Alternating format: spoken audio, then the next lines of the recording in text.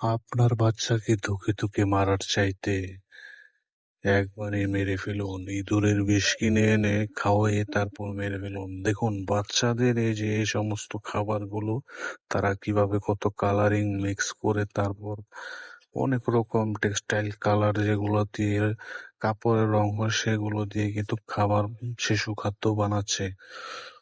So আপনারা আপনাদের বাচ্চাদেরকে অবশ্যই এই সমস্ত খাবার থেকে বিরত রাখবেন। এই সমস্ত খাবার খেলে আপনার বাচ্চা অসুস্থ হতে পারে। দেখা গিয়েছে যে আপনার বাচ্চা আল্লাহ না করুক কোনো সমস্যা হয়ে যেতে পারে। সো আপনাদের বাচ্চাদেরকে আপনারা টেক কেয়ার করবেন এবং এই সমস্ত খাবার থেকে আপনারা বিরত থাকবেন। আপনাদের বাচ্চাদেরকে এই সমস্ত রং মিশানো খাবার দিবেন না কখনোই, ওরা যাতে এগুলো না খায়।